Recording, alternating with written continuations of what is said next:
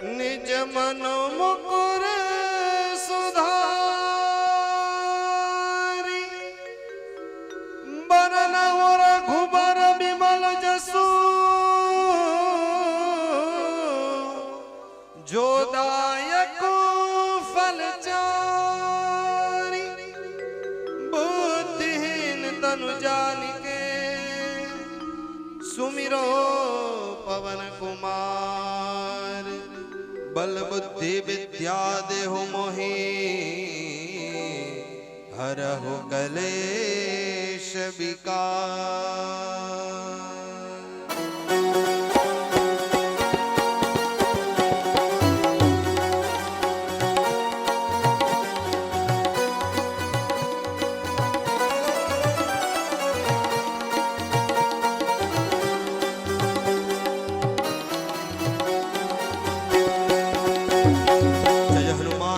गुण सागर जय कपीस तिहु लोक उजागर रामदूत तुलित बल धामा अंजनी पुत्र पवन सुत नामा महावीर विक्रम बजरंगी कुमति निवार सुमति के संगी कंचन बरन विराज सुबेसा कानन कुंडल कुंजित केसा हाथ वज्र और ध्वजा विराजे कांधे मूज जनेऊ साजे शंकर सुवन केसरी नंदन तेज प्रताप महाजगवंदन विद्यावान गुणी अति चातुर राम काज करिबे को आतुर प्रभु चरित सुनिबे को रसिया राम लखन सीता मन बसिया सूक्ष्म रूप धरि सिंह दिखावा विकट रूप धरि लंक जरावा भीम रूप धरि असुर सहारे रामचंद्र के काज सवारे लाय सजीवन लखन जियाए श्री रघुबीर हरषि उर लाए रघुपति किन्हीं बहुत बड़ाई तुम मम प्रिय भरत ही सब भाई छात्र बदन तुम रोजस गावे अस कहि श्रीपति कंठ लगावे सनकादिक ब्रह्मादि मुनीसा नारद सारद सहित अहिसा जब कुबेर दिखपाल जहाँ दे कवि कोविद कहि सके कहाँ दे तुम उपकार सुग्रीव बलि कीना राम मिलाय राजपद दीना तुमरो मंत्र विभीषण माना लंकेश्वर भय सब जग जाना युग सहस्र योजन पर भानो दिल्योताहि मधुर फल जानो प्रभु मोद्रिका मिलि मुख माहि जल दिलांधि गए अचरज नाहि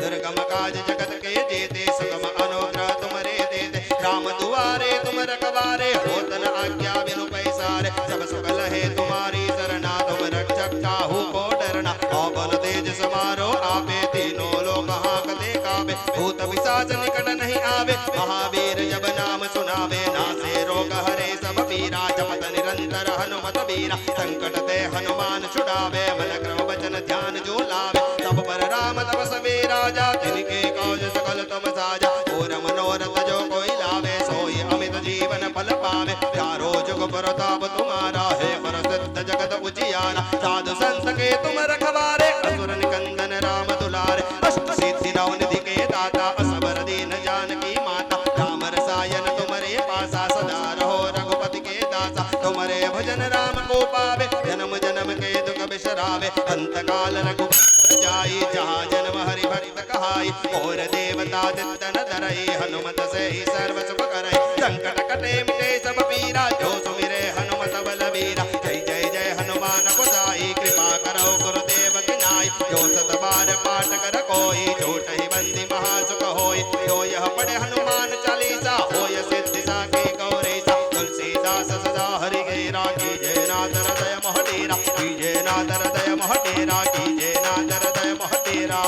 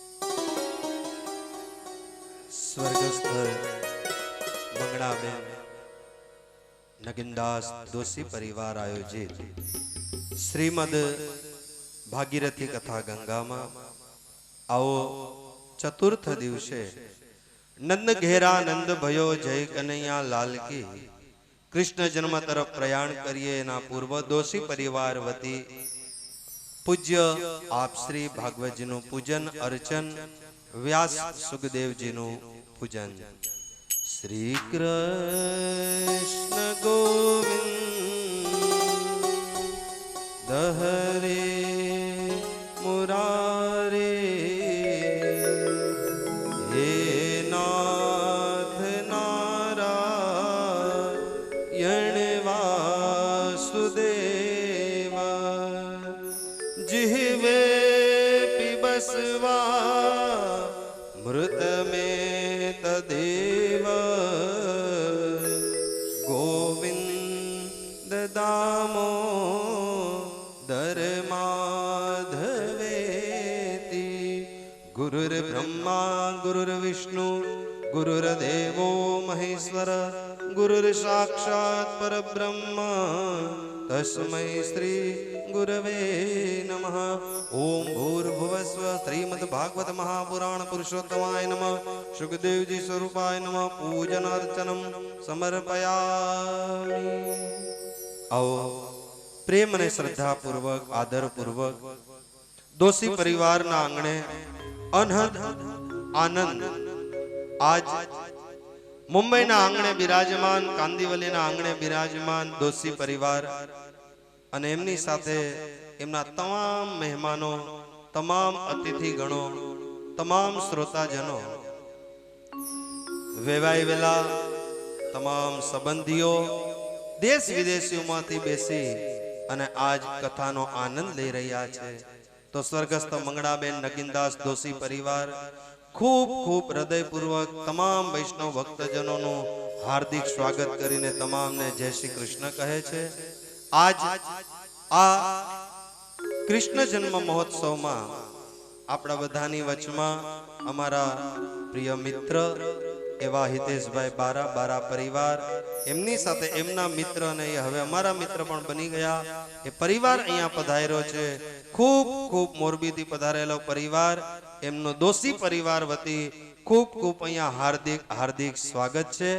आवो मन चित्त ने एकाग्र करी અને આપણે સૌ ભક્તગણ કથા ગંગામાં પ્રવેશ કરીએ। માઇક્રોફોનની ગતિ પૂજ્ય આપ શ્રીને અર્પણ।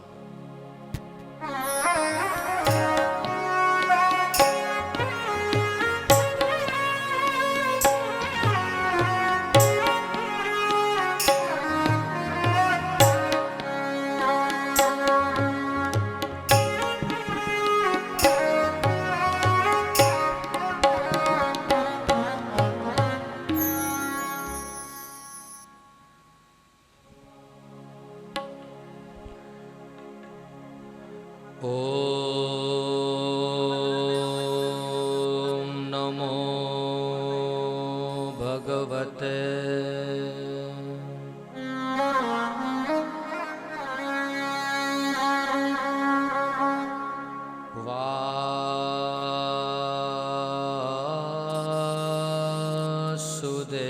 वासुदेवाय।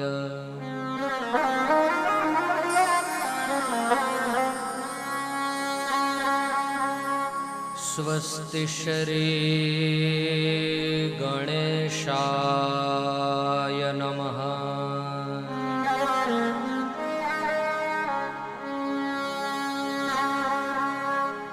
श्री सरस्वत्यै नमः।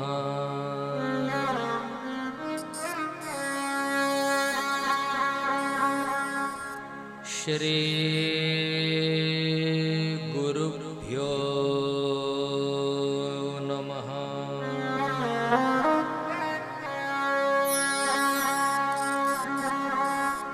वंशे विभूषितकरा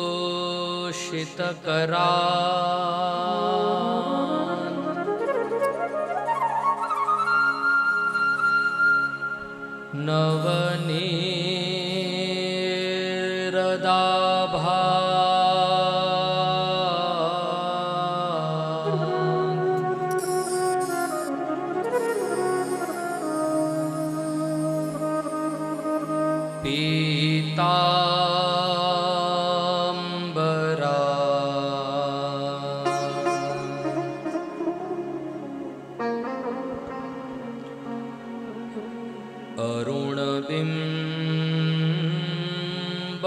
कमला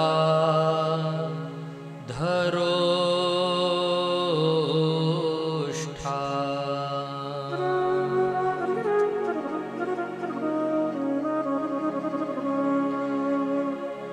पूर्णेन्दु सुंदर मुखा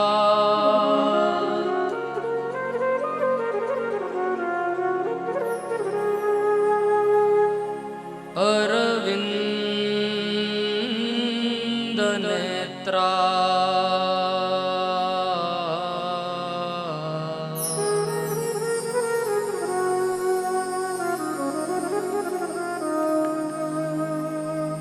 कृष्णात् परं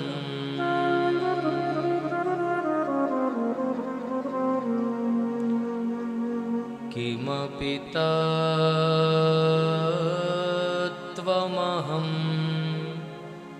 न जाने।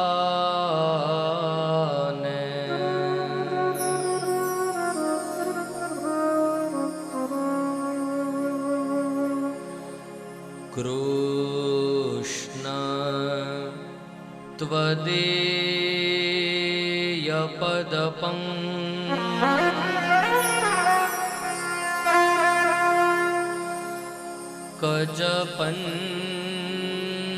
त्वदीयपदपङ्कजपञ्जरान्ते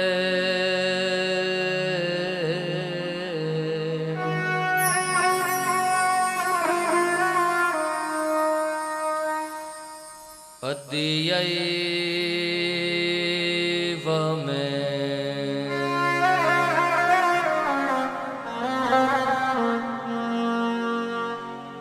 विशतु मानसराज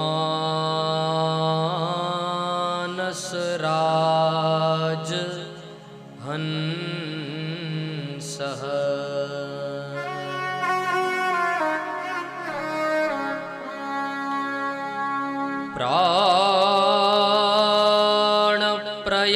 प्राणप्रयाण समय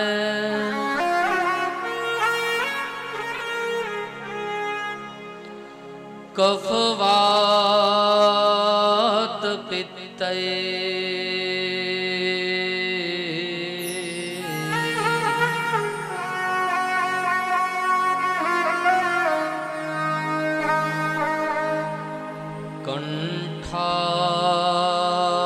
कंठावरो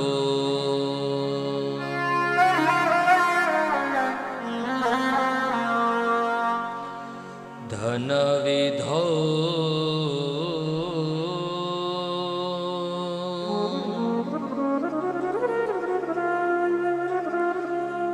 स्मरणं कुतस्ते।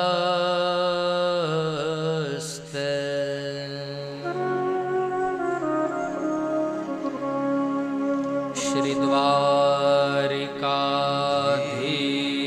की जय, गोवर्धननाथ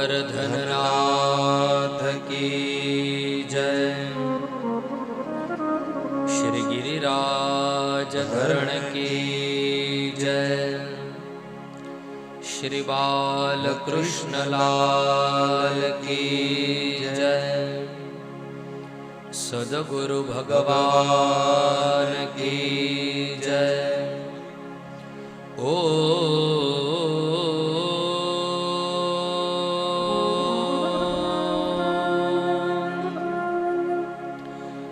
नमः पार्वती पतये हर हर महादेव हर।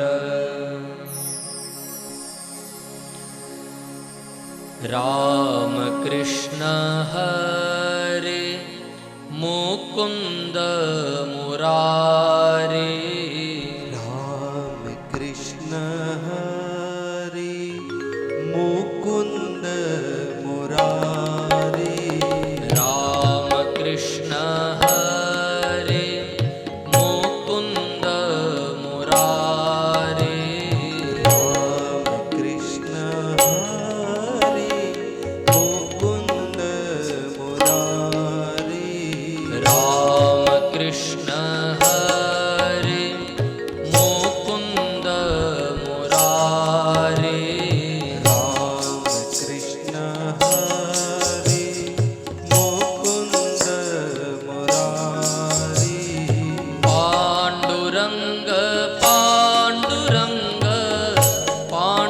पाण्डुरङ्ग हरे पाण्डुरङ्ग पाण्डुरङ्ग पाण्डुरङ्ग हरे पाण्डुरङ्ग पाण्डुरङ्ग पाण्डुरङ्ग हरे पाण्डुरङ्ग पाण्डुरङ्ग पाण्डुरङ्ग हरे राम कृष्ण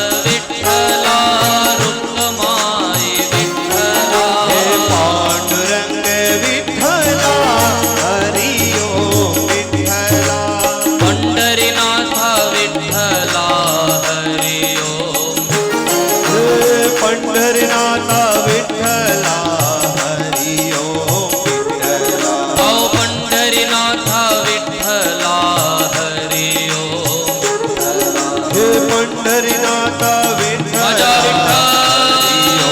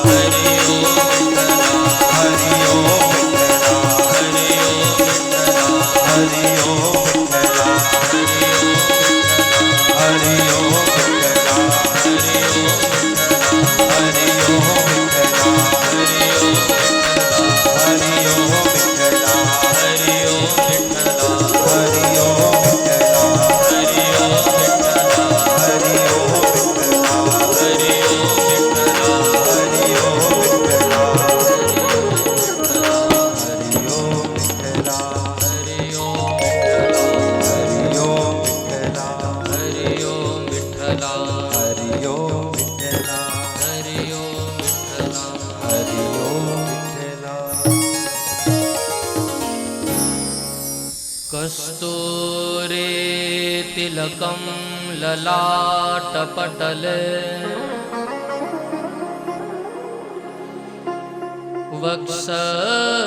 वक्षस्थले कौस्तुभम्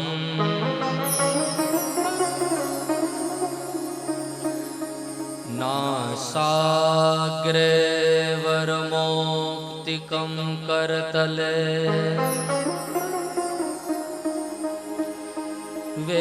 वेणुकरे कंकणम्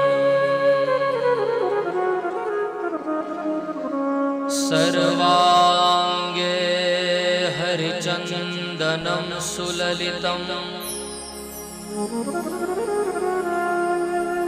कंठे च मुक्तावली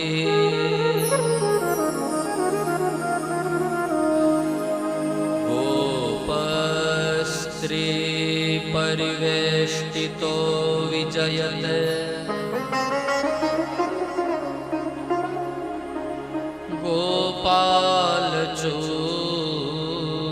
गोपालचूडामणि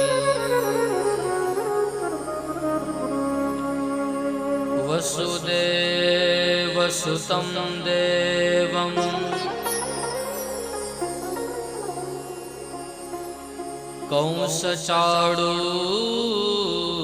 कंसचाडूरमर्दनम्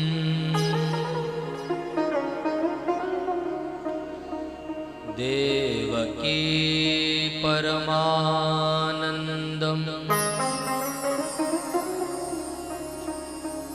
कृष्णं वन्दे जगद्गुरुम्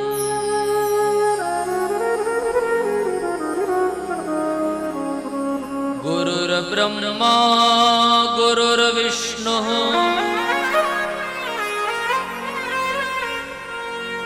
गुरुर्देवो महेश्वरः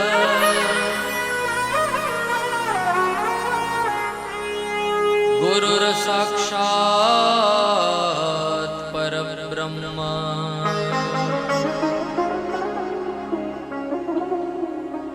तस्मै श्री गुरवे नमः तस्मै श्री गुरवे नमः तस्मै श्री गुरवे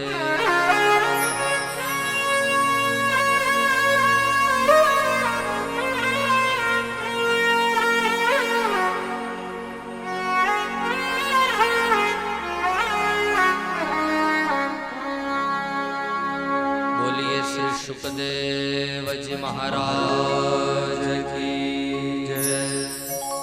पुराण पुरुषोत्तम भगवान की जय।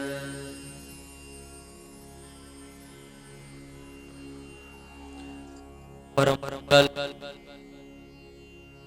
અકારણાલય ભક્ત વાંછા કલ્પતરુ રાજાધિરાજ ભગવાન શ્રી દ્વારિકાધીશની શબ્દાત્મક વાંગમય મૂર્તિ શ્રીમદ ભાગવતજીના ચરણોમાં આપણા સૌના સાદર દંડવત પ્રણામ હો. શ્રી વિશ્વનાથ ધામમાં પ્રતિષ્ઠિત સૌ દેવ સ્વરૂપોના ચરણારવિંદમાં આપણા સૌના સાદર દંડવત પ્રણામ હો. આપણા સૌના વંદનીય પૂજનીય પૂજ્ય બાપજીના ચરણોમાં મારા અને આપણા સૌના કોટી કોટી દંડવત પ્રણામ હો. શ્રી દોશી પરિવાર દ્વારા આયોજિત મુંબઈ કાંદિવલી શ્રીમદ ભાગવત સપ્તાહ જ્ઞાન યજ્ઞના આજે ચોથા દિવસે દોશી પરિવાર, એમના સૌ સગાવાલા ઇષ્ટમિત્ર, એમના સૌ મહેમાનો અને આજ જેમ હરેશભાઈ કીધું અમને માન આપી સૌરાષ્ટ્રમાં મોરબી શહેર અને મોરબી શહેરથી અમારા સૌ લાડીલા ભગવદીઓ આ પ્રેમ યજ્ઞમાં પધારેલા છે. એ સૌ અતિથિ મહેમાનોનું હું વ્યાસપીઠ ઉપરથી હાર્દિક સ્વાગત કરું છું. આપ સૌને જય શ્રી કૃષ્ણ, જય શ્રી કૃષ્ણ, જય શ્રી કૃષ્ણ. આવો સંસારમાં ભટકતા મનને આપણે પરમાત્માની કથામાં રમાડીએ અને આપણા જીવનને સાર્થક કરીએ. દોશી પરિવારનો મનોરથ આજ પરમાત્મા શ્રી કૃષ્ણચંદ્રજીનું પ્રાગટ્ય એ આપણા વચ્ચે થવા જઈ રહ્યું છે. જીવાત્મા અને પરમાત્મામાં એક ભેદ છે. જીવાત્માનો જન્મ થાય અને પરમાત્માનું પ્રાગટ્ય થાય. જીવ જન્મ ધારણ કરે અને પરમાત્મા પ્રગટ થાય. પ્રગટનો અર્થ થાય એ છે જ, પણ એને પ્રગટ કરવાના છે. જે રીતે જંગલમાં કોઈ કાષ્ટ હોય અને કાષ્ટનું તમે મંથન કરો, પરસ્પર ઘર્ષણ કરો, તો જે રીતે કાષ્ટમાંથી અગ્નિ પ્રગટ થાય, બસ એ જ રીતે આ જગતમાં ઈશ્વર છે જ. પણ ભક્તિનું મંથન કરતા કરતા તમારે મારે એને પ્રગટ કરવો પડશે. અને એકવાર પરાત્પર પરબ્રહ્મ પ્રગટ થાય તો કેવા લાગે? નિજ ઈચ્છા નિર્મિતતનું માયા ગુણ ગોપાર. એની ઈચ્છાને આધીન થઈને પરમાત્મા આવે ત્યારે આપણા જેવા બનીને આવે, પણ જીવાત્મા એને ઓળખી ન શકે. કારણ કે આપણા મનમાં કનૈયાની એક જ એવી છબી છે કે જેણે પીળું પિતાંબર પહેર્યું હોય, કાળી કામળી હોય, વાકડિયા વાળ હોય, ગુલાબી ગાલ હોય, પરવાળા જેવા હોઠ હોય, બદામ જેવી આંખ હોય, હાથમાં મુરલી હોય. શું એ જ કૃષ્ણ છે? એ તો દ્વાપર યુગનું કૃષ્ણનું સ્વરૂપ છે, પણ કલિયુગમાં તો એ કોઈ પણ સ્વરૂપે એ આપણા વચ્ચે આવી શકે. ક્યારેક રામ બનીને આવે, ક્યારેક એ પરમાત્મા કૃષ્ણ બની અને આપણા વચ્ચે પ્રગટ થાય. આ જુઓ તો ખરી, શ્રીમદ ભાગવતજીના માધ્યમથી કેટલા અવતારોના દર્શન એ કથાના માધ્યમથી આપણે બધા કરીશું. પરમાત્મા નરસિંહ બનીને આવે, પરમાત્મા કપિલ બનીને આવે, પરમાત્મા વામન બનીને આવે, પરમાત્મા પરશુરામ બનીને આવે, પરમાત્મા રામ બનીને આવે અને એના કૃષ્ણ પરમાત્મા શ્રી કૃષ્ણ બની અને આપણા વચ્ચે પ્રગટ થાય. આ અવતાર છે પ્રભુનું. શા માટે આવે? અવતાર કોને કહેવાય? સ્વાભાવિક નિયમ એવો છે કે કોઈ મુંબઈ વાળાને કથા સાંભળવી હોય તો અમે ભાઈંદરથી કાંદિવલી જઈએ, કોઈ મોરબી વાળાને કથા સાંભળવી હોય તો મુંબઈથી અમે મોરબી આવીએ. સ્વાભાવિક છે. આપ બધા મોરબીથી મુંબઈ ન આવી શકો, અને કદાચ આવો તો વેલકમ, આપનું સ્વાગત છે, પણ સૌ ન આવી શકો, કોક તો રહી જાય. બસ એ જ રીતે કૃષ્ણ જીવાત્મા અને પરમાત્મા, પરમાત્મા એટલે કૃષ્ણ અને જીવાત્મા એટલે આપણે બધા સૌ. જીવાત્મા અને પરમાત્મા વચ્ચે એક સીડી છે અને સીડીને સંસ્કૃતમાં કહેવાય અવતરણિકા. અને એ અવતરણિકા ઉપરથી શબ્દ નિષ્પન્ન થયો અવતાર. જે રીતે આપણે કથા સાંભળવી હોય તો આપણે વક્તા પાસે જવું પડે, એમ આપણે સૌ ઠાકોરજીને પ્રાર્થના કરીએ કે વાલા, અમે સૌ વૈકુંઠમાં આવી શકીએ યા ન આવી શકીએ, પણ ભક્તિની અવતરણિકા ઉતરી અને તમે અમારા વચ્ચે આવો, આનું નામ અવતાર. અને એ અવતરણિકા ઉતરતા ઉતરતા ઉતરતા આપણા વચ્ચે આવે, એને સંતો અને શાસ્ત્રએ કીધો છે અવતાર. તો એ અવતારનું પ્રયોજન શું? કાલે આપણે ચર્ચા કરી, યદા યદા હિ ધર્મસ્ય ગ્લાનિર્ભવતિ ભારત અભ્યુત્થાનમ અધર્મસ્ય તદાત્માનમ સૃજામ્યહમ.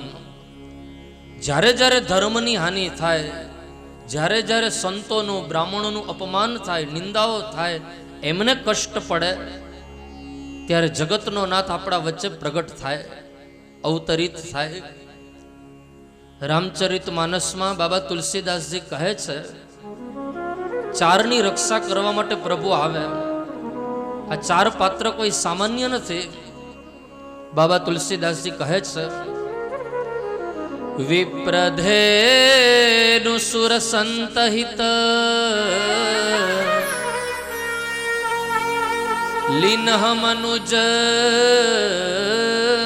અવતાર નિજ ઈચ્છા નિર્મિત તનુ માયા ગુણ ગોપાર. આ ચારની રક્ષા, એક વિપ્ર, એક ધેનુ, એક સૂર અને એક સંત. એમાં પેલા પાત્રનું નામ છે વિપ્ર. ધ્યાન દેજો, વિપ્ર એટલે કેવલ બ્રાહ્મણ નહીં. એક સંકુચિત દ્રષ્ટિ ન રાખતા કે વિપ્ર એટલે કેવલ ભૂદેવ, એ તો છે જ, પણ સંતોએ વિપ્રનો વિશાળ અર્થ કર્યો. વિ એટલે વિવેક, પ્ર એટલે પ્રધાન. જે વિવેક પ્રધાન મનુષ્ય છે, પછી એ બ્રાહ્મણ હોય તોય ભલે, ક્ષત્રિય હોય તોય ભલે, વૈશ્ય હોય તોય ભલે, અને શુદ્ર હોય તોય ભલે. ચાર વર્ણમાં કોઈ પણ જીવ હોય, પણ જેનામાં વિવેક પ્રધાન હોય, એ વ્યક્તિ ઉપર જ્યારે વિપત્તિ આવે ત્યારે પરમાત્મા અવતરિત થાય, વિપ્ર. બાબા તુલસીદાસજી કહે છે, બીજું પાત્ર છે ધેનુ. ધેનુ એટલે ગૌ માતા. ગૌ માતાની રક્ષા કરવા માટે કૃષ્ણ ગોપાલ બની અને આપણા વચ્ચે આવે. ગો એટલે ગૌ માતા, પાલ એટલે પાલયતી, ગવામ પાલયતી ઇતિ ગોપાલ. ગૌ માતાનું જે પાલન પોષણ કરે, ગૌ માતાનું જે રક્ષણ કરે, इसीलिए कृष्ण का एक नाम है गोपाल. એ ગોપાલ બની અને ગૌ માતાની રક્ષા કરવા માટે પ્રભુ અવતરિત થાય, ધેનુ. ત્રીજું પાત્ર છે સૂર. સૂરનો અર્થ થાય દેવતાઓ. જ્યારે જ્યારે દેવતાઓ ઈશ્વરને યાદ કરે ત્યારે પ્રભુ અવતરિત થાય, એમના કામને પૂર્ણ કરવા માટે પ્રભુ પધારે. અને છેલ્લે તુલસીદાસજી મહારાજ કહે છે, સંત. કોઈ સંત ઉપર વિપત્તિ આવે તો એ વિપત્તિને ઠાકોરજી જોઈ ન શકે, ત્યારે ઠાકોરજી અવતરિત થાય. તો આજે દોશી પરિવારના દ્વારે દ્વારિકાનો નાથ પધારવાનો, અને 7:30 આપણે નંદ કે આનંદ ભયો જય કનૈયા લાલકી, હાથી ઘોડા પાલકી, જય યશોદા લાલકી. એ આનંદ આપણે બધા સાથે મળી અને કરશું. પણ એની પહેલા જે ઝૂમ એપના માધ્યમથી સૌ વૈષ્ણવો જોઈ રહ્યા છે, 3 કલાક માટે બિલકુલ શાંતિપૂર્વક એક એક અધ્યાય અને એક એક સ્કંદના દર્શન હું વ્યાસપીઠ ઉપરથી આપણને કરાવીશ. કોઈ કથા વિસ્તારથી થશે અને કોઈ કથા સમાસથી થશે, પણ બને ત્યાં સુધી કોઈ કથા હું નહીં છોડું કે જેથી લાડીલા વૈષ્ણવોને પૂરી કથાનો એક મર્મ, એનો સાર સમજમાં આવે. કાલે આપણે કથાના દર્શન કર્યા પ્રથમ સ્કંદના, જેમાં સુખદેવજી મહારાજ અને પરીક્ષિત રાજાનો સંવાદ શરૂ થયો. अंतમાં कल हमने चर्चा की थी, परीक्षित राजा ने 2 प्रश्न किए थे.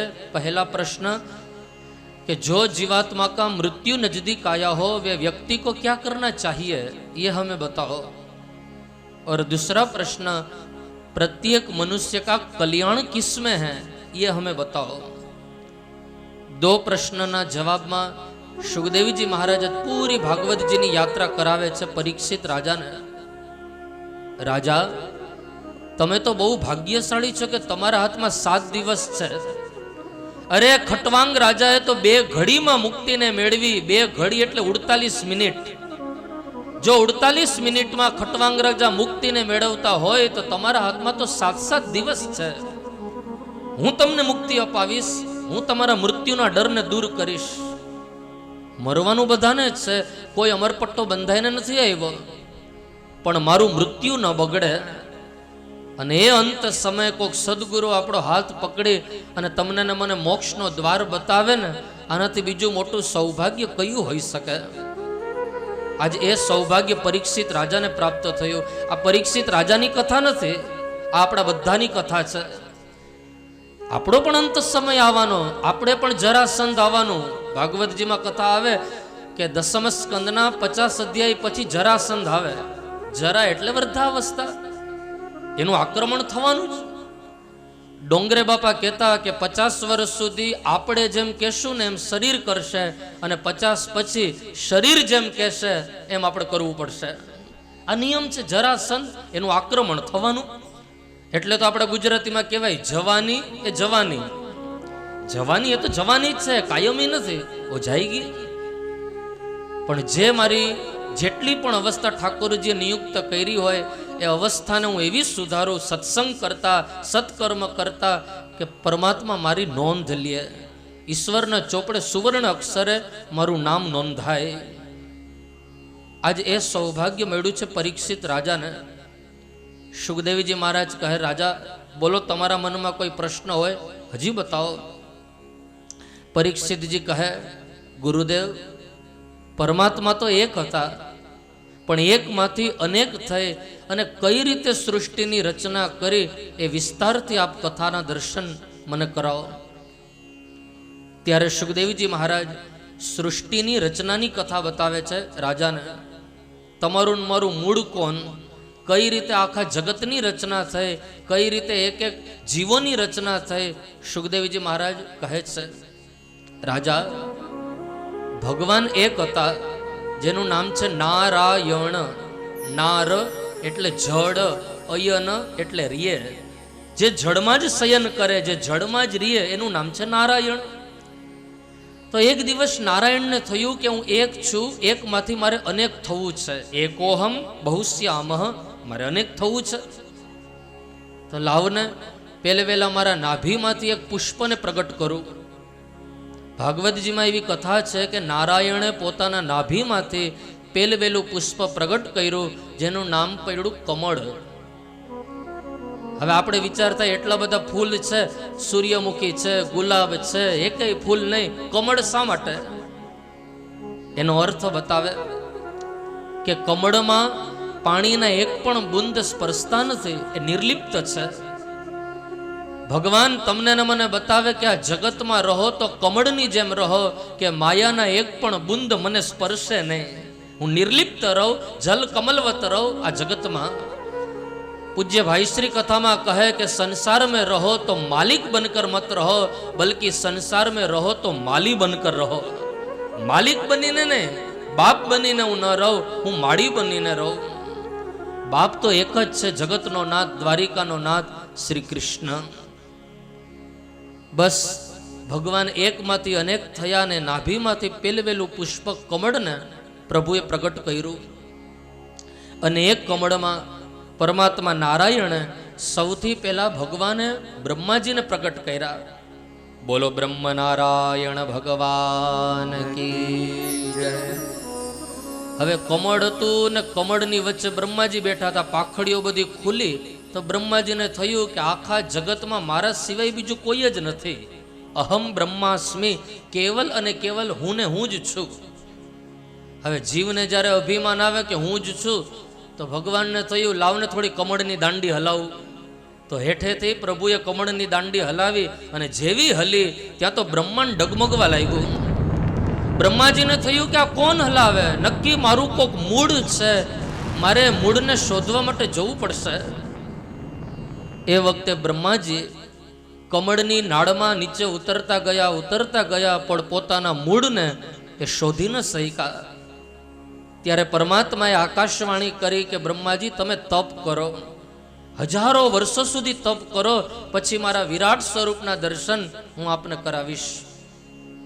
ભાગવતજીમાં એવી કથા છે કે બ્રહ્માજીએ 1000 વર્ષ સુધી એ પરમ તત્વને મેળવવા માટે તપશ્ચર્યા કરી. કેટલો સુંદર શબ્દ છે તપ, અને તપનું ઊંધું કરો તો પત. તપ ન કરે એનું પતન નિશ્ચિત છે. કયું તપ? વાળ દાઢી વધારવા, ભગવા કપડાં પહેરવા, મોટી માળા પહેરવી, કમંડલ રાખવો, ચીપિયો રાખવો અને જંગલમાં જઈને બેહવું, એ જ તપ? એ તો છે જ. પણ આજ વ્યાસપીઠથી મને કહેવાનું મન થાય કે જેટલાય વૈષ્ણવો તમે 3 કલાક એક આસને બેસીને કથા સાંભળો છો ને, આ તમારું તપ છે, આ તમારી સાધના છે, આ તમારું અનુષ્ઠાન છે. ખાલી દોશી પરિવારે આયોજન કર્યું, અમને નિમંત્રણ મળ્યું એટલે અમે કથા સાંભળીએ, એ રીતે નહીં. પણ મારા દ્વારે હાલતી હાલતી આ ગંગા આવી છે, તો શા માટે હું આ ગંગામાં ડૂબકી ન લગાવું? સમયમાંથી સમય કાઢીને 3-3.5 કલાક હું ઠાકોરજીને ન આપી શકું? જબ તક રહેગી જિંદગી फुर्सत न होगी काम से, कुछ वक्त ऐसा निकालो प्यार कर लो मेरे श्याम से. प्रभु મને ખબર છે કે जब तक रहेगी जिंदगी फुर्सत न होगी काम से, लेकिन कुछ वक्त ऐसा मैं ऐसा निकालूं કે પ્યાર કર લો પ્રભુ મેં આપસે. જિંદગી છે ત્યાં સુધી કામ કામ કામ એ તો રહેવાનું, એમાંથી સમય નહીં મળે. પણ સમયમાંથી હું થોડોક સમય મારા મૂળ માટે કાઢું. બ્રહ્માજીએ તપ કર્યું છે એ તત્વને મેળવવા માટે. હજારો વર્ષોની તપશ્ચર્યા પૂર્ણ થઈ અને ત્યારે ભગવાને દિવ્ય સ્વરૂપના દર્શન કરાવ્યા બ્રહ્માજીને. બ્રહ્માજી, હું તમારું મૂળ છું. તમે હજારો વર્ષો તપશ્ચર્યા કરી, હવે મારો આદેશ છે કે તમે સૃષ્ટિની રચના કરો. જેને આપણે કહીએ ગોડ, GOD. G એટલે જનરેટર, O એટલે ઓપરેટર એન્ડ D એટલે ડેસ્ટ્રોયર. બ્રહ્માજીનું કામ છે જનરેટર, આખું જગત બનાવવું. O ઓપરેટર, નારાયણનું કામ, વિષ્ણુનું કામ જગતનું સંચાલન કરવું. એન્ડ D ડેસ્ટ્રોયર, મહાદેવજીનું કામ હું તો કે સમય આવે આંખ બંધ કરે સો સૃષ્ટિનો પ્રલય, સૃષ્ટિનો સંહાર. તો હે બ્રહ્માજી, મારો આદેશ છે કે તમે સૃષ્ટિની રચના કરો. ત્યારે 2 હાથ જોડીને બ્રહ્માજી કહે, પ્રભુ મને ખબર છે, હું તમારી માયાને ઓળખું છું. મને એવું કોઈ યથાર્થ જ્ઞાન આપો કે આ સૃષ્ટિની રચનામાં મને કોઈ અભિમાન ન આવે કે આ મેં બનાવી, એવું ક્યારે મને અહંકાર ન આવે, એવું કંઈક મને જ્ઞાન આપો. ત્યારે ભગવાન બ્રહ્માજીને ચતુશ્લોકી ભાગવતનું જ્ઞાન આપે. આ ભાગવતજીનું મૂળ છે.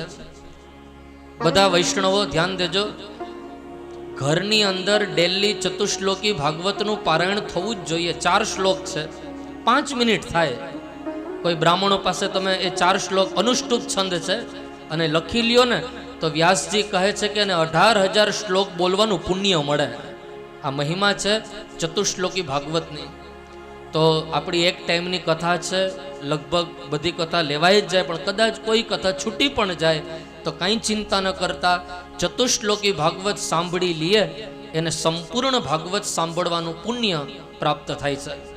માટે આવો આપણે બધા 2 હાથ જોડી અને જે 4 શ્લોક ભગવાને બ્રહ્માજીને આપ્યા એ આપણે બધા સાથે મળીને શ્રવણ કરીએ. બધા 2 હાથ જોડો, ચતુશ્લોકી ભાગવત શ્રવણ કરીએ. શ્રી ભગવાન ઉવાચ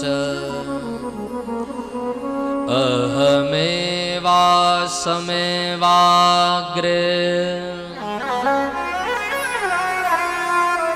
नान्यद् यत् सदसत् परम्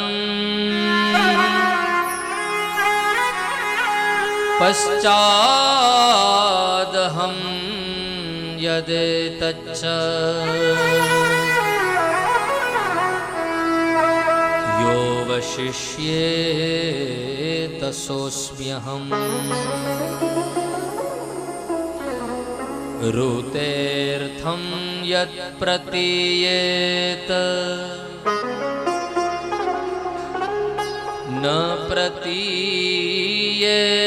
चात्मनि तद्विद्यात् आत्मनो माया यथा भासो यथा तमः यथा महान्ति भूतानि भूतेषु चावचेष्वनु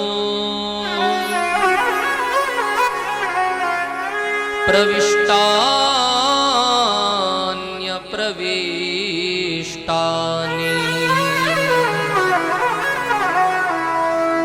तथा तेषु न तेष्वहम् एतावदेव जिज्ञास्यम् तत्त्वजिज्ञासुनात्मनः अन्वयव्यतिरेकाभ्याम् यत् स्यात् सर्वत्र सर्वदा। चार श्लोक જેને કીધા છે ચતુશ્લોકી ભાગવત. આવો હવે સરળ ગુજરાતીમાં એનો અર્થ સમજાવું. ભગવાન શું કહેવા માંગે છે બ્રહ્માજીને? હે બ્રહ્માજી, આ સૃષ્ટિની આદિમાં હું છું, મધ્યમાં હું છું અને અંતમાં કેવલ અને કેવલ હું ને હું જ છું. કાંઈ નહોતું ત્યારે હું હતો, બધું છે ત્યારે પણ હું છું અને આ જગતમાં કાંઈ જ નહીં રહે. મારું અસ્તિત્વ તો રહેવાનું જ. ભૂતકાળમાં હું હતો, વર્તમાન કાળમાં હું છું અને ભવિષ્ય કાળમાં કાંઈ નહીં રહે, હું તો રહેવાનો જ.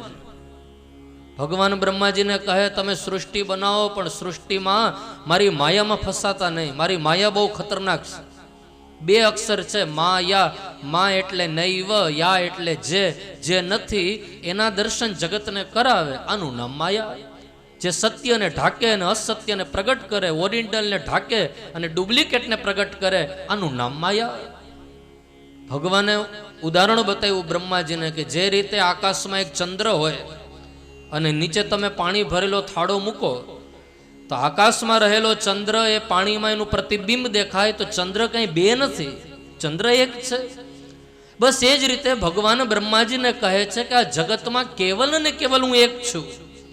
આ તો આખી મારી માયા એવી પ્રસરાયેલી છે કે મારા યથાર્થ દર્શન જગતને કરવા નથી દેતી. માયાવી પટ. મારી માયાથી તમે દૂર રહેજો. મહાપ્રભુ વલ્લભાચાર્યજી ત્રણ માયાના પ્રકાર બતાવે. એક સ્વજન મોહિની, એક વિમુખજન મોહિની અને એક સ્વમોહિની. પેલી માયાનું નામ છે સ્વજન. સ્વજનનો અર્થ થાય આપણા પરિવાર સાથે લાગેલી માયા. અમારા કાકા કાકી, મામા મામી, દાદા દાદી, પારિવારિક જે માયા બંધાય ને કે જેના વગર આપણે રહી ન શકીએ, એ સ્વજનની માયા છે, સ્વજન મોહિની. બીજી માયાનું નામ છે विमुखजन. विमुखजन का अर्थ होता है दुश्मनों के साथ लगने वाली माया. कंस और कृष्ण, राम और रावण એકમેકના દુશ્મન.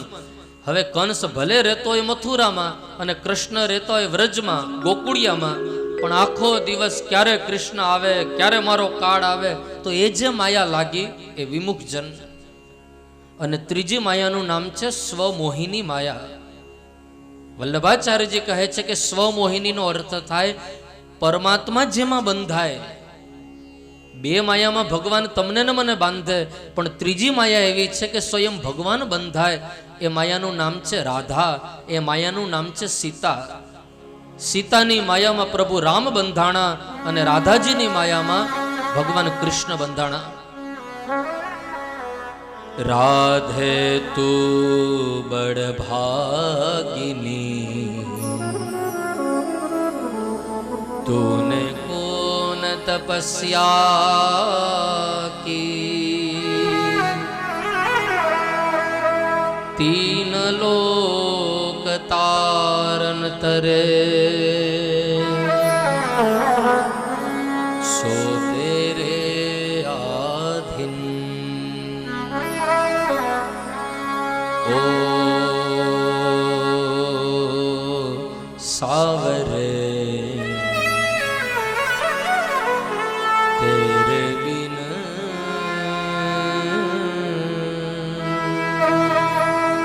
जियान जा जलू तेरे प्यार में जलू तेरे प्यार में जियान जा। परमात्मा कृष्ण परमात्मा राम जेनी मायाबा બંધાણા એ માયા છે રામ કૃષ્ણ અને સીતા અને રાધા. તો એ માયા છે સ્વમોહિની માયા. ભગવાન બ્રહ્માજીને કહે કે મારી માયામાં ન ફસાતા. પછી ત્રીજા શ્લોકમાં ભગવાન બ્રહ્માજીને કહે કે આ જગતમાં ખાલી પણ હું છું અને ભરેલો પણ હું છું. આ જગતમાં જે ખાલી જગ્યા દેખાય એમાં હું જ છું અને જે કંઈ ભરેલું છે એ મારું જ રૂપ છે. જડ ચેતન સૌમાં હું વ્યાપક છું. એટલે તો બાબા તુલસીદાસજી કહે છે હરિ વ્યાપક સર્વત્ર સમાના પ્રેમ તે પ્રગટ હોય મેં જાના. હરિ વ્યાપક છે. વ્યાપકનો અર્થ થાય અત્ર તત્ર સર્વત્ર જેની સત્તા છે એ વિષ્ણુ. સમાના તુલસીદાસજી જે શબ્દ મૂક્યો ને સમાના એ શબ્દ પણ સમજવા જેવો છે. સમાન એટલે બધાઈ જગ્યાએ સમભાવે અને સમ સ્વરૂપે એ વ્યાપક છે. ખાલી પણ એ ને ભરેલો પણ એ જ શ્રી કૃષ્ણ છે. અને છેલ્લે બતાવ્યું બ્રહ્માંડજીને ભગવાને કે આ જગતમાં સ્થૂલ સ્વરૂપે પણ હું છું અને સૂક્ષ્મ સ્વરૂપે પણ હું ને હું જ છું. સ્થૂલ પણ હું અને સૂક્ષ્મ પણ હું.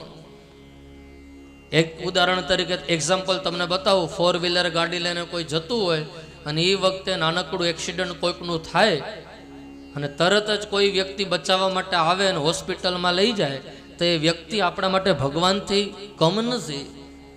ભલે કદાચ આપણને એ ભગવાન દેખાય નહીં પણ સ્થૂલ અને સૂક્ષ્મ સ્વરૂપે ઈશ્વર એ છે. તો ભગવાન બ્રહ્માજીને કહે છે કે જાઓ આ 4 શ્લોક તમે હૃદયસ્થ કરો અને હવે તમે સૃષ્ટિને રચના કરો. બ્રહ્માજીએ સંકલ્પ કર્યો અને સૌથી પહેલા બ્રહ્માજીના માનસ પુત્ર એ સનત કુમારોનું પ્રાગટ્ય થયું. બોલો સનત કુમાર ભગવાન કી જય. બ્રહ્માજી સનત કુમારોને કહે છે જાઓ તમે સૃષ્ટિને આગળ વધારો. પણ ત્યારે બ્રહ્માજીને સનત કુમારો કહે પિતાજી બ્રહ્મચર્ય આશ્રમની મહિમા અમે જગતને બતાવવા માંગીએ છીએ. અમે સૃષ્ટિને આગળ નહીં વધારીએ. હવે જન્મતા વેત આપણા સંતાન આપણી આજ્ઞાનું પાલન ન કરે તો ગુસ્સો આવવાનો. ભાગવતજીમાં એવી કથા છે કે એ વખતે બ્રહ્માજીને પણ ક્રોધ આવ્યો, ગુસ્સો આવ્યો અને એક ક્રોધમાં બ્રહ્માજીના ભમામાંથી જે બાળકનો જન્મ થયો જેનું નામ પડ્યું રુદ્ર. બોલો રુદ્ર નારાયણ ભગવાન કી જય. બ્રહ્માજી રુદ્રને કહે છે હવે તમે સૃષ્ટિને આગળ વધારો. હવે એ વખતે રુદ્રએ સૃષ્ટિને આગળ વધારી. કેવી? બોલે ભૂત પ્રેત પિશાચ ડાકીની સાકીની આવી વિચિત્ર જીવ સૃષ્ટિની રચના કરી રુદ્રએ. એ વખતે બ્રહ્માજી કહે છે રુદ્ર તમે શાંત થાઓ. આવી રચના નહીં પણ માનવનું શરીર બનાવો જે આપણા સૌનું ભજન કરી શકે, આપણી આરાધના કરી શકે, આપણી સાધના કરી શકે એવી માનવીય સૃષ્ટિની આપ રચના કરો. રુદ્ર કહે એ મને ન આવડે. બ્રહ્માજી કે તો શાંત થાવ, હવે એક કામ મારું. એવી કથા છે કે એ વખતે બ્રહ્માજી ધ્યાનમાં બેઠા અને ધ્યાન કરતા કરતા બ્રહ્માજીના શરીરના 2 ભાગ થયા. એક ભાગમાંથી મનુ મહારાજ અને બીજા ભાગમાંથી શત્રુપા રાણી. બોલો મનુ મહારાજ કી જય, શત્રુપા રાણી કી જય. ધરતી પરનું પેલું યુગલ છે મનુ મહારાજ અને શતરૂપા રાણી. આ પેલું દંપતી આવ્યું આ ધરતી ઉપર. અને મનુના આપણે બધા કોણ કહેવાના? મનુષ્ય. મનુના આપણે બધા કહેવાના માનવ. આપણી સંજ્ઞા મળી માનવ. મનુ મહારાજ અને શતરૂપા રાણી, શત રૂપા આ નામનો અર્થ સમજો. શત એટલે સેંકડો, હજારો, રૂપ એટલે સ્વરૂપ. ભગવાને આ માનવીય સૃષ્ટિની રચના કરી તો હિતેશભાઈ તમે વિચાર કરો, બધાના સ્વરૂપ અલગ. અહીંયા જેટલા બેઠા કોઈના એક જેવા સ્વરૂપ છે નહીં. બધાના સ્વરૂપ અલગ, બધાના સ્વભાવ અલગ. અને સાચું કયો, બધાના એક જેવા સ્વરૂપો તો કેટલો ગોટો થાય. પણ બધાના સ્વરૂપ અલગ, બધાના સ્વભાવ અલગ. કલ્પના કરો કનૈયા પાસે કેટલું મટીરિયલ હશે, ગોડાઉન ભર્યા હશે ને, એની કલા છે. તો અહીંયા મનુ મહારાજ અને શતરૂપા રાણીને બ્રહ્માજી કહે છે કે જાઓ હવે તમે સૃષ્ટિને આગળ વધારો. મૈથુનિક સૃષ્ટિ, એક પતિ અને પત્નીના સંયોજનથી જે સૃષ્ટિ ઉત્પન્ન થાય એને તમે આગળ વધારો. ત્યારે મનુ મહારાજ કહે, બ્રહ્માજી પિતાજી અમે ક્યાં રહીએ, અમને રહેવા માટે સ્થાન આપો. અરે આ પૃથ્વીને તો હિરણ્યાક્ષ નામના અસુરે સમુદ્રની નીચે દબાવી રાખી છે, અમે ક્યાં રહીએ. ત્યારે બ્રહ્માજી ભગવાનને પ્રાર્થના કરે છે કે પ્રભુ किसी न किसी रूप में आप आइए, हिरण्याक्ष का उद्धार करे और पृथ्वी को बाहर निकाले. ए वक्ते भगवान वराह स्वरूप बनी पधार्या. आओ આપણે પણ બે હાથ જોડી વરાહ નારાયણ ભગવાનને વંદન કરીએ અને જય ઘોષ કરીએ. બોલો વરાહ નારાયણ ભગવાન કી જય. ભગવાન વરાહ બનીને પધાર્યા છે. સમુદ્રમાં જઈ હિરણ્યાક્ષ સાથે યુદ્ધ કરી એમનો ઉદ્ધાર કરી અને પૃથ્વીના ગોળાને પ્રભુએ બહાર કાઢી પોતાના નાસિકા દ્વારા. વરાહ એટલે સુવર. આપણે બધાએ જોયું કે એના નાસિકા દ્વારા એ પૃથ્વીના ગોળાને પ્રભુએ બહાર કાઢી છે. જાઓ મનુ મહારાજ, જાઓ શતરૂપા રાણી, આ પૃથ્વી ઉપર હવે તમે નિવાસ કરો, આ તમારી. એ વખતે મનુ મહારાજ શતરૂપા રાણી એનો એ ગ્રહસ્થાશ્રમ ભાગવતજીમાં બતાવ્યો છે. મૈથુનિક સૃષ્ટિ એણે આરંભ કરી અને એમને ત્યાં સૌથી પહેલા 3 દીકરીઓ અને 2 દીકરાના જન્મ થયા. 3 દીકરીઓ કોણ કોણ એના નામ લખજો. આકુતિ, દેવહૂતિ અને પ્રસૂતિ. આ 3 દીકરીઓ અને 2 પુત્ર, પ્રિયવ્રત અને ઉત્તાનપાદ. આ 2 પુત્ર અને 3 દીકરીઓના જન્મ થયા. દિવસે દિવસે 5 સંતાનો મોટા થયા. પેલી દીકરી છે આકુતિ. જ્યારે મોટા થયા ત્યારે એના લગ્ન નક્કી થયા રુચિ ઋષિ સાથે. અને એ રુચિ એ આકુતિને ત્યાં, એ દંપતીને ત્યાં, એ ગ્રહસ્થીને ત્યાં સ્વયં ભગવાન એક અવતાર લઈને પધાર્યા જેનું નામ છે યજ્ઞ નારાયણ. બોલો યજ્ઞ નારાયણ ભગવાન કી જય. બીજી દીકરી જેનું નામ છે દેવહૂતિ. એ દેવહૂતિના લગ્ન થયા કરદમ મુનિ સાથે. એ કરદમજી અને દેવહૂતિને ત્યાં પેલા 9 કન્યાઓ આવી અને પછી સાક્ષાત સાંખ્ય શાસ્ત્રનો ઉપદેશ દેવા માટે કપિલ ભગવાન એ દેવહૂતિ માતાને ત્યાં પધારશે. પેલા 9 દીકરીઓ આવી દેવહૂતિ માતાને ત્યાં. આ 9 દીકરી બીજી કોઈ નહીં, પણ 9 દીકરીનો અર્થ થાય નવધા ભક્તિ. જેના જીવનમાં નવધા ભક્તિ હોય એને ત્યાં ભગવાન બાળક બનીને આવે. ચાલો કઈ કઈ નવધા ભક્તિ નોટ કરજો. દોશી પરિવાર આપ સુંદર કથાનું પાન કરી રહ્યા છો સૌ વૈષ્ણવો, તો નવધા ભક્તિ કઈ કઈ શ્રવણ કરીએ. શ્રવણમ કીર્તનમ વિષ્ણો, સ્મરણમ પાદ સેવનમ, અર્ચનમ વંદનમ દાસ્યમ, સખ્યમ આત્મનિવેદનમ. આ નવધા ભક્તિ. પેલી ભક્તિનું નામ છે શ્રવણ. શ્રવણનો અર્થ થાય સાંભળો. પૂજ્ય ડોંગરે બાપા કહેતા કે ઉત્તમ વક્તા બનવું હોય તો પેલી શરત છે ઉત્તમ શ્રોતા બનો. પેલા સાંભળો. એ તમને તો આનંદ છે પણ તમારા કરતા વધુ આનંદ અમને છે. શું કરવા? તો કે ઘરે કોઈ કોઈનું સાંભળવા તૈયાર નથી અને તમે 3 કલાક એટલી શાંતિથી સાંભળો, આનંદ ન આવે? આનંદ આવે. ઘરે કોઈ કોઈનું સાંભળવા ક્યાં તૈયાર છે? કોકને સાચું કયો તોય ખીચ ચડે, તું મને કહેવા વાળો કોણ? અરે તને સાચું કીધું તો સાચું કીધું તોય ગુસ્સો આવે, તોય ક્રોધ આવે. આ સાંભળવું એ પણ એક ભક્તિ છે, શ્રવણ, સાંભળો. બીજી ભક્તિનું નામ છે કીર્તન.